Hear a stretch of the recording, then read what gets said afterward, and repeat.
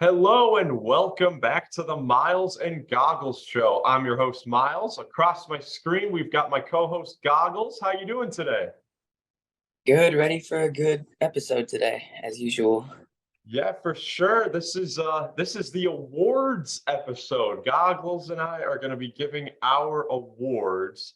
I guess you could say it's our award predictions, but I mean it's kind of a difference because I don't know, there are some guys like Kendrick Perkins who will may or maybe will not throw their vote out there, just to some random guy to prove a point.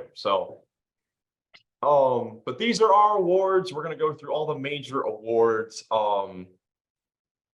And yeah, let's just get right into it. Goglin, which award do you think we should start off with first? I think we should save MVP for last. Should we just do our All NBA teams first? Oh yeah, we could do all NBA teams as well. Starting with the third team. Yeah, we could go 13. Who you got on your third team? So my third team, it might be a little biased because I had this person in fantasy all year, but I'm starting it off with Dame. Even though he missed a lot of games, he was just worlds better than almost every other point guard when he did play. And then I have a sleeper, um, helped lead his team to the playoffs for the first time in 17 years. I have De'Aaron Fox as well. Put up fantastic numbers this year, and like I said, led that team to the playoffs for the first time since 2002. That's right. 2000, I think 2006. Oh yeah, 17. Regardless, just incredible stuff. And then who do you got as your forwards and your center? I have Mr. Oh my gosh, what's the word? Just I have Julius Randle. It's another hot year for him, so next year's probably going to be another down year for him, knowing his Yeah, you know little how it goes. that he does. And then I have Anthony Davis, another guy who missed a lot of games, but when he played was just immaculate. And then another guy from Sacramento. I got Domantas Sabonis as well on the third team. Okay, yeah, we got a similar third team. I've got Fox, Lillard, and Sabonis as well. But for my forwards, I put Jimmy Butler. I like that. Because I feel like it's been kind of downplayed how good of a season he had this year. I mean, 23.6 boards, 5 assists, shot 54% from the field, which is by far a career high for a guy that I feel like this year took a lot more mid-range jump shots than previous years in the past, and even shot 35% from three, which is his best three-point shooting year since his years in Chicago. I'll be Um, this worried if it comes down to a final shot from three by him this year. mhm. It's actually hit. And then I also put I wanted to give him some love. We're gonna give him some love, I'm sure, in the awards later, but I put Lowry Markkanen on my all NBA third team because I mean just the numbers he was putting up this season, as he was an all-star starter this year. That still is incredible to think about. So I wanted to give him some love on my third team. Yeah, it was between him and Randall for me. And I think Randall just like his team also made the playoffs. That's kind of what like put it over the. So now I'm starting to think that I forgot someone because I put Randall on my second team. So I'm starting to think Or I might have forgotten someone. change one, but he still kind of fits for my second team. Okay. So do you want to go first for a second team? Yeah, sure. So my second team, I put Shea.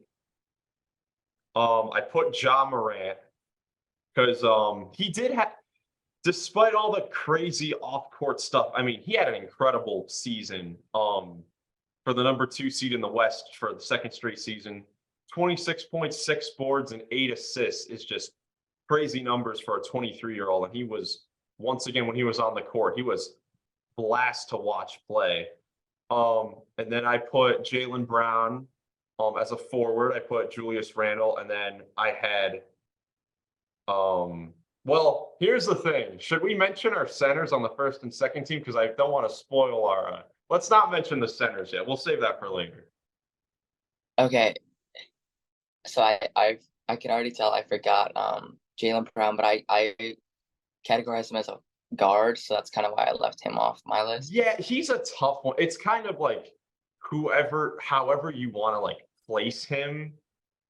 I put him as a 4 because there were just so many good guards, and I mean he can play a small forward. He played a lot of forward for the Celtics this year with like the Robert Williams injury. So Yeah, so for my second team, I did put a lot of guys that missed some games, like Davis and like Lillard.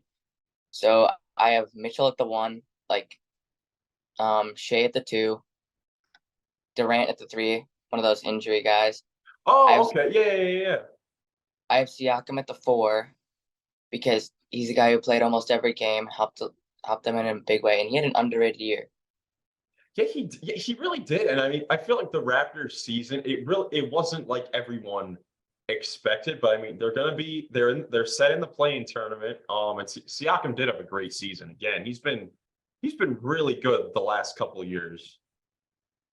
That like the Raptors, I feel like are built for the playoffs in a way, just with how their rotations go. Yeah, because they play like 7, 8 guys. Although they're probably That'll be a fun matchup. We'll get into of course the individual matchups on the podcast that'll release on Tuesday, but we'll have a Bulls Raptors playing game. That should be a lot of fun. That should be a gritty matchup. We've got DeMar DeRozan going back to Toronto to try to get his team one step further to the playoffs. But that's a solid second team. I mean, Kevin Durant had a terrific year when he did play. I saw something he's like 20-1 or something like that in the last 21 games he's played, regardless of which team. and He's just on the yeah. And it's been incredible. His shooting splits. He's become a better player since his injury, as far as like a scorer and efficiency wise. He's pretty good at basketball. Yeah, pretty darn good, I would say. Yeah, I mean, All right, that's our second team because we're not going to mention the centers yet. no, we will not. We'll save that for later. So the first team. Do you want me to go first? Yeah, go ahead. The pretty set in stone first team. I know who you have on your first team that I don't. But again, I chose injured. Like I chose people who kind of were injured for a little bit. So I got Luka on the first team. I think that's pretty obvious. For sure. Wait, Curry's my Oh, Curry. Okay. and then Tatum and Giannis. Yeah. So because Steph Curry missed so many games, he only played 55 games this season. He was incredible this season individually, but the Warriors, I mean, they just were. I mean, it was really their road struggles that really hurt them. But I've got all those guys except I got my boy Spida on the first team. Just because I mean he's definitely one of my favorite players to watch. Not even just because he's on my team, but just like he's just so electrifying to watch. All the ways he can score and get to the basket. But yeah, Luka. It's so crazy. So last night, on the day of recording this, the Mavericks got eliminated from any postseason contention, which is crazy. Makes me so mad. It's insane. Like it's incredible. That on Kyrie, on just like the team in general. Yeah. When you go from a 4 to an 11 after trading for a star player, it doesn't make sense. That's bad, especially since I mean Kyrie individually numbers wise looked pretty good. He was in contention for me to make all NBA third team still with his numbers, but I could when a team misses the playoffs, you can't or the whole play in, that's even worse. If you miss the play in, you can't put 2 guys on all NBA. No, you could put because Luka was the backbone of that team the whole season until they got Kyrie. But like it's just, I don't know. Yeah. 11. One of the most shocking things that you'd see. And we'll see what happens in the offseason with the Mavericks if they can get any defenders, if they keep Kyrie or he walks in free agency to somewhere. I don't know what team would get him. Yes. No, we don't need that. We don't need that. Man of the year. And then Tatum and Giannis, I mean, self-explanatory, both 30-point scores, just crazy seasons for those two on the two best teams in the NBA. Tatum record for most 30-point games in a season by a Celtics player as well. Yeah. Yeah. Which I think, and Tatum also beat down on Giannis when they last played. Yes, he did. Yes, he did. That's, oh man, if that could be the conference finals again this year, that'd be beautiful. All right, Goglin, what would you like to get into next? I think we should go to our awards.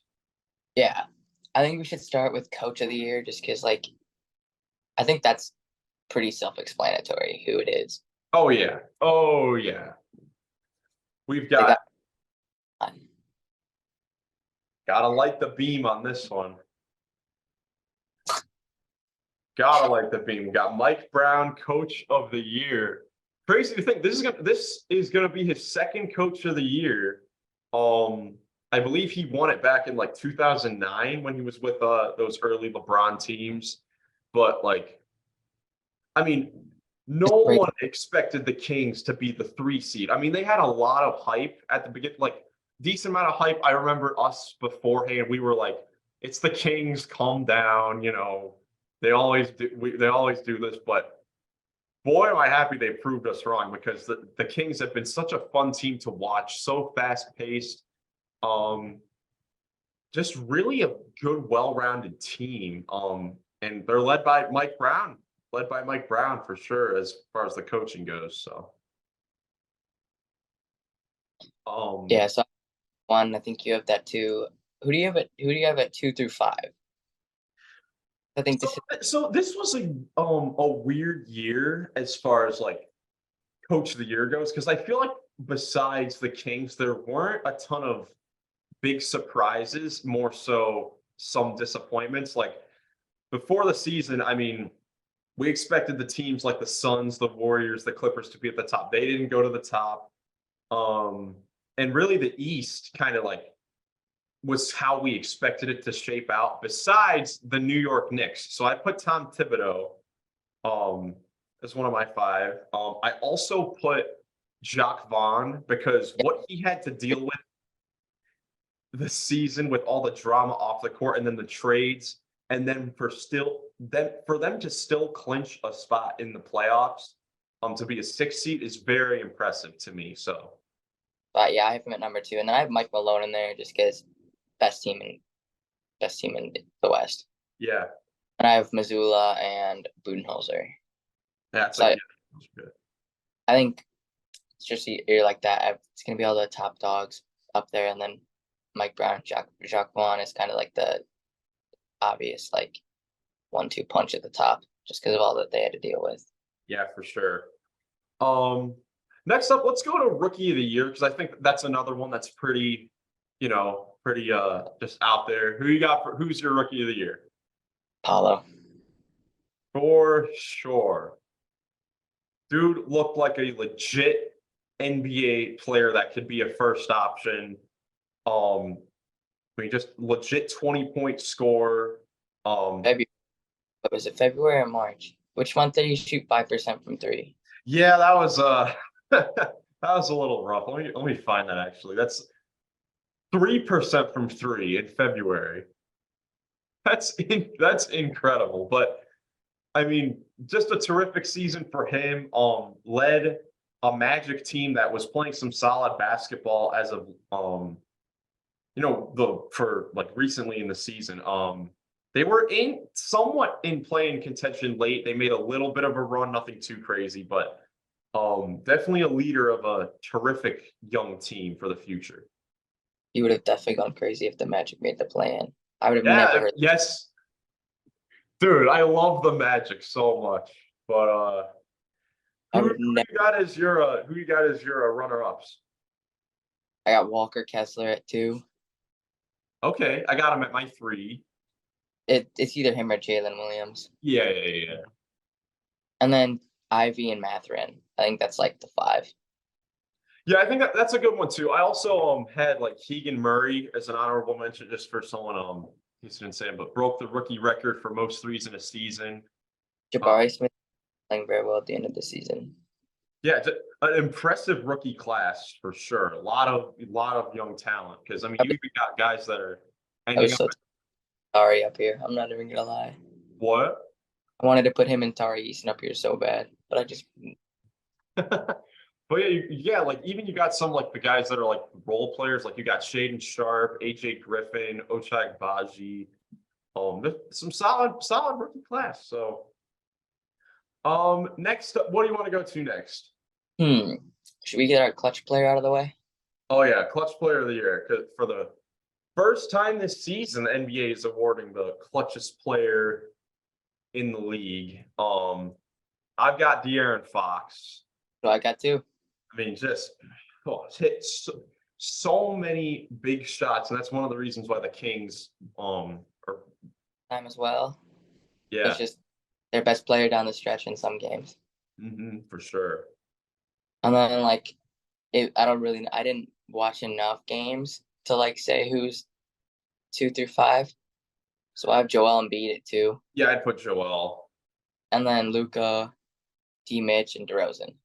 Yeah, me too. Yeah. Um, let's see. Let's go to most improved player. I like this one. I I like like this one too because it you can make an argument for a few guys here to win it. Um, who'd you give it to? I gave it to Mr. 48 points at the field house, Mr. Jalen Brunson. I knew you were gonna do that.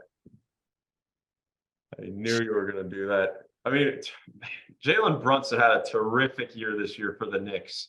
You could argue he was the best player on that team. Yeah, you definitely can for sure. As far as like both on the court as like basketball wise, and then like as a good like steady like Lead. emotional leader. Yeah, I think that's one of the things that kind of goes like unseen because last year he wasn't necessarily a leader on the Mavericks. That was kind of Luca's job. So this year he had to step up, become a leader, and become their arguably best player. And I yeah, think that's ultimately why I was like, I think it's Jalen Brunson. And they yeah, made the play as a pretty high seed. yeah, and definitely a chance to move on to the next round as well. I I gave it to Lowry Markkanen, but I definitely could see Jalen Brunson getting this award. He would deserve it for sure. The reason I gave it to Lowry is in the playoffs last season with Dallas, you could kind of see Jalen Brunson taking this leap. I mean, that's kind of why the Knicks gave him a max contract, so he would be, the player that he was for them this season. You could kind of see it coming. I don't know how many people saw Lowry Markkanen becoming a 25-point per game scorer for a Jazz team that was supposed to be like the worst team and was right in there for the play-in race the whole season. So I gave it to Lowry, but definitely not mad at Jalen Brunson. For my number 3, I gave it to Mikal Bridges. Yeah, he's my 4. After those two, it's kind of like in the air. I mean, you can make an argument for a lot of people, but Macau, after he was traded, he's had multiple 40-point games. He's been averaging over 25 for them. It's just crazy. Yeah, 27. Like it's crazy. I don't know if you would have expected this from like all you would have seen from the Suns. As Because he didn't get much of a chance to like shot create yeah, with the Suns. Being there like no, he's like next year he's going to be thought of as like a star type player, yeah, I which mean is heck, you could with the way he's playing now, you could say that about now. with how he's scoring, and then you add in his absolutely elite defense. Yeah, definitely, and only 26 years old as well. I mean, definitely at the time of the trade, you wouldn't have predicted that the Nets would be getting back someone who's averaging.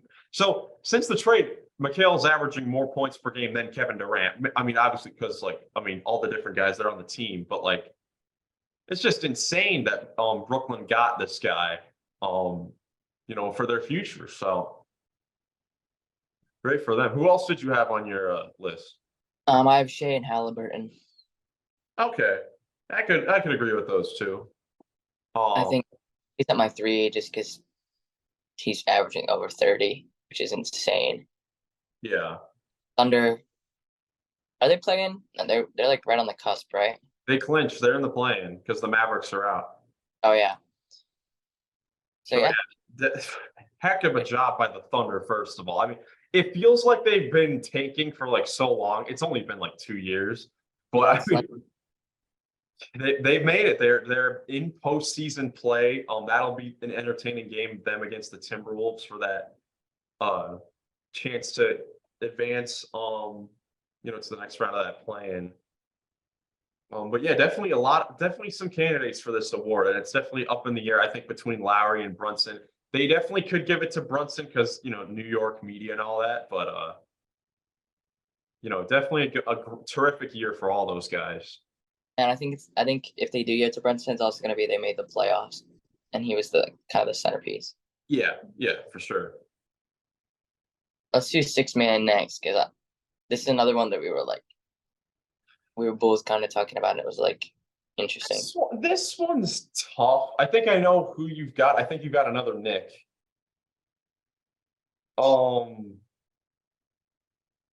Is that correct? Possibly. Emmanuel quickly. So, so you got him as your one. Why do you have him as your sixth man of the year? I mean, again, he was a huge part of the next run, and I mean, he averaged more points than Malcolm Brogdon. He was very efficient this year again, and just was a big part in that next run to the playoffs this year. And I think he's going to be a huge part when they play the Cavs coming off the bench if Randall comes back. Yeah, because again, we'll get into those a little bit later. One of the real advantages that the Knicks have in that series is definitely their bench, and that's led by Emmanuel quickly, for sure. I gave my number one to Brogdon, Malcolm Brogdon on the Celtics, just because he's just been so steady all year. He's been exactly what they've been looking for. Just a guaranteed smart, sound basketball leader that comes in and just is efficient. Was fourth in the league in 3-point percentage at 44%. 15-point score. Sometimes he can be your number one option if there are guys that are out injured, but can also spot up and knock down shots too, as I just said. And it's just been great. It's been great for the Celtics. Reason I have quickly down further on my list is because his numbers, so 15 points per game, it is like one more point than Brogdon. Those numbers are a little bit juiced by the fact that he started 20 games and averaged 22 points per game. Yeah, that's fair. And he was very efficient as a starter as well. But for like Quickly's definitely deserving of the award. I just think it should be reserved for those guys that are like had to come off the bench. Like Brogdon didn't even start one game this year, which is crazy for a guy that talented. For him to accept that role. Yeah, I can get behind that 100%. And then at my number two, I got someone that I don't see a lot of people talking about for sixth man of the year, and I got Bobby Portis. Yes, sir. He's my three. Yes, leading the NBA in double doubles off the bench, 25 double doubles off the bench, and he's been great for the Bucks this season. He's been great for the Bucks this whole time he's been there. But something about this season has been really special and big for them. Yeah, who are your final two? I put Benedict Mathurin and Norman Powell. I put Benedict Mathurin and I put the GOAT Austin Reeves on there too. You put Austin Reeves? I didn't know who else to put, so I was just like, I love Austin. How many games? Austin Reeves did have a good year. I'm just the greatest player ever. Oh my goodness gracious. Now let's go to defensive player of the year. And this is another one that's tough.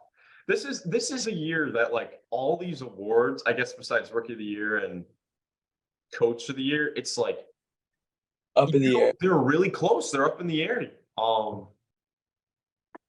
So defensive player of the year, I think it's between three guys. Who do you have as your defensive player of the year? I mean, I have the top three guys, but it's like I think Jaren just kind of stood out to me because he led a team that's they're second right now behind the Cavs, right? Yes, in defensive rating. And if you think about it, like Dylan Brooks is a pretty decent defender, like Steven Adams is pretty good, but then like the guards, they don't have the best defensive guards in the league. I mean, Bane's decent and Ja's like all right, but they're not like crazy. And he is just kind of the defensive anchor on a number two defensive team. He doesn't like necessarily have a ton of help around him defensively. If Yeah, that makes sense. yeah, Jaren Jackson, definitely terrific defender. He would have won this award for me had he not missed those games at the beginning of the season where the Grizzlies were still solid defensively. I mean, it just is really close. You could definitely make a case for any three of these guys. So I have it number one. So I gave it to Evan Mobley. I gave it to Evan Mobley because on the best defensive team in the league, I take into account the fact that I'm guessing the other guy we got Brook Lopez for defensive player of the year. I take into account the fact that among these three guys, Mobley is by far the best perimeter defender. Led the league in contested 3-point field goals, was third in contested shots, and of these three guys, Mobley by far ousted them in minutes played this season. Mobley played 78 games this year, and it's just crazy. He's probably only 21 years old now, and he's already. I mean, no matter what happens, I don't think he's going to win the award, but he's my defensive player. They're just seeing him be just so huge for the Cavs this year defensively. But just a 21-year-old to be top 3 defensive player of the year is insane. Like, it's really impressive stuff. And then Brook Lopez for the Bucks. He's had a terrific year this year. It's really stood out. Has led the league in blocks. It stood out this year more than most. Because there weren't that many people getting that many blocks. Like there was like Rudy Gobert wasn't up there this year. Like you had Walker Kessler and people like that, but there wasn't like a Rudy Gobert type that was just right up there with him other than Jaren. Yeah. But if we're going biased answers, well then roll out the red carpet. Alperen Şengün wins. That's not a biased answer. It can't be a biased answer if the guy led the league in like a big defensive category and his team was the best defensive team. That's not a biased answer. Can't be a biased answer if you're the best. That's all I'm saying. I'm just kidding. What? I'm just kidding. Don't worry. All right. So Goglin, who are your 4th and 5th guys for defensive player of the year? I have Bam Adebayo because the Heat are a great defensive team and he's the backbone of that defense. And I have OG Anunoby for the Raptors. Oh wow, okay. He was number 1 for a very long time. Early in the season when he was getting all the steals. And then I mean he didn't necessarily like slow down a ton. It's just the block party kind of came on for a lot of these other guys and started to see other ahead of him. So I mean, he's definitely one of the better perimeter defenders in the league, and he can get big on some of the big men in the league. Yeah, I had two. I had OG as well. I also had Derek White from the Celtics. Oh, he had a terrific defensive year. what is it with those Celtics guards? I know, right? Like, I was looking at defensive stuff, and I was like, wait a minute, that should say Marcus Smart, not Derek White. Washed. Isn't even the best perimeter defender on his team anymore. Oh man. All right. Now we go to the granddaddy of them all, the MVP. Why did you say it like that? Why not? The biggest award. There are definitely so many like guys having MVP caliber seasons. I mean, how many people average over 30 points a game? 6 guys average 30. Not gonna be on my list. Sorry. Well, Should we yeah, go let's just get. Should we start? Let's go from reverse. 5 Or to what? 1? Or what do you think? What do you think? I think we should go 5 to 1. Okay. All right. Who's your fifth guy? Light the beam, Demontis Sabonis. Oh wow. Okay. Okay. I mess with that for sure. Even though I had him on the third team, like the reason I had him on the third team is because the other two centers are kind of really good at basketball. They're kind of yeah, they're pretty good. Yeah, as you'll see from where we talk about these guys. Who's your 5? Um, I had to give it to Donovan. I had to give Donovan some love. I had to give Donovan some love. I mean, come on. Come on. What why are you walking up and leaving? That makes sense. Yeah, look, Sabonis definitely had a terrific season as well. But I had to give some love to Donovan.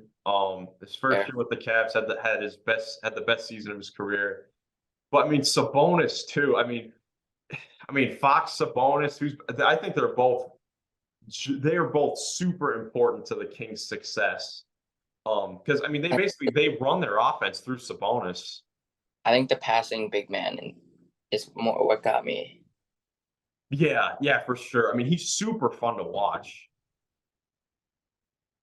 Yeah, I can get behind Donnie too. Yeah. Who'd you have at your 4?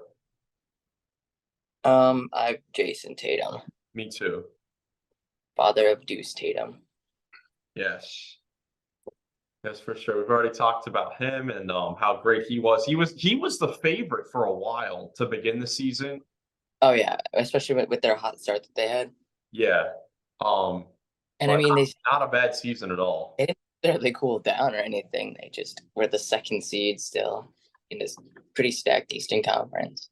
Yep. And then I had Giannis at my 3, Yep. setting up Jokic and Embiid. So who is your MVP? Who's your MVP?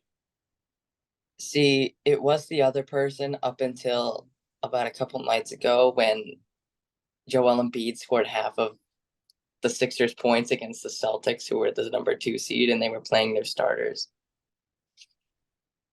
So yeah, it's MVP season.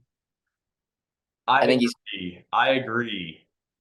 I have Embiid as well, and it's so tough. It's so tough. But just like it's gonna depend on what the voters favor. Are they gonna favor the wins of Jokic and the passing of Jokic, or are they gonna favor Embiid just kind of being the dominance, yeah? because man, leading the And league in scoring for the second straight season, but even upping it 33 points per game, and yeah, that's you just look at when you talk about the most unguardable guys in the league, you Embiid is definitely right up there. And usually for centers, when you're talking about the most unguardable, you look at guys like Shaquille O'Neal, that are just so big and dominant on the inside. But this guy beats you everywhere from three, the mid range specifically, and the the free throw. free throw line. Yeah. Oh, it makes me so mad watching the Sixers with him and Harden. It's so annoying. I hate watching the Sixers play because of the free throw crap. But he tortures you from the foul line because usually centers don't beat you, but you get to the line 12 times per game and you hit You gotta be good at it. and you make 86% of them. You gotta give him credit, man. Gotta give him credit for a terrific season. Hats off to Jokic though, almost three-peated, but yeah, and definitely still has a shot at it as well. You could make the case this is his best season. Averaged nearly a triple double, 63% from the field. I need to see this. He shot below 50% twice. that's crazy. That's incredible. Just an incredible year. He's literally a big assist game away, like an 11 or 12 assist game away from averaging a triple double as a center. He is, but unfortunately for like that, I mean, they've clinched their spot, so I mean, they don't really need it to play him. Why Who is do they play? They play the Jazz and the Kings in their last 2 games. They really don't need to play him Mhm. too much, but Yeah, I think that makes sense for MVP. Like you can make a case for Donnie, obviously, at the 5, but it doesn't really matter because it's the top 2 guys that it's going to come down to. yeah, Which is for sure. surprising that Giannis isn't like getting more recognition, I guess, Yeah, because because it's just so heavy between those top two. I mean, Giannis has quietly put up career he's high in points. 13.1, 11.8, 5.7 assists, and out of those 3, he's the best defender. Yeah, I'd say. So it's surprising that he's not like getting more heavily considered for it, but it makes sense that it's these 2. It's yeah. just nice that it's kind of becoming a big man dominated league again. It's crazy because like you just said, like with your ranking, you had the top 3 centers in the league in the top 5 for MVP, and that's not crazy. Like, No, not at all. Like, um, because I mean, another like way to think of it is like when you look at the standings this year, I mean, just in these MVP rankings as well, like when you look at the best like guards in the league, none of their teams had crazy success or individual seasons to where you could have them on this list. I mean, Mavericks. You have Luca, but he missed the play-in. You have Shea, but he's the 10th seed. Steph, he missed a ton of games, and the Warriors were underwhelming. I mean, like when you look at the best guards like this Ja. season, yeah, you got I mean Ja, I mean you've got Donnie, you've got I mean just guys that are like up for MVP. It's like it's hard to think of them. Other than like De'Aaron. Yeah, other than De'Aaron as well. Yeah, I don't even know. I mean Dame, but that's like team's a dumpster fire. Yeah, and it's not like they weren't even that great with him on the floor either. Like, Except um, for when they played the Rockets. 71. But yeah, yeah, those are our awards. Definitely a fun episode. Let us know what you guys think, what your awards are, in the comments below. Please stay tuned for our postseason coverage. So excited for the playoffs to begin with so much up in the air. It's gonna be so much fun. I don't get to root it for anyone. I don't have to root for anyone, so I'm just kind of rooting for everyone. Yeah, that's what you mentioned in the at the end of the last episode. Um, But yeah, if you enjoyed this episode, please leave a like, subscribe to the YouTube channel, follow our Twitter page. We're gonna have some stuff posted on there shortly. Coming up soon, I'm gonna be making an Instagram page for the Miles and Goggles show as well. So stay tuned for that. Our postseason coverage. Next episode most likely will be Tuesday when we are previewing the play-in tournament. So it's gonna be a ton of fun. Make sure you guys stay tuned. Um, I'm Miles, I'm Goggles. and we'll catch you in the next one. Peace.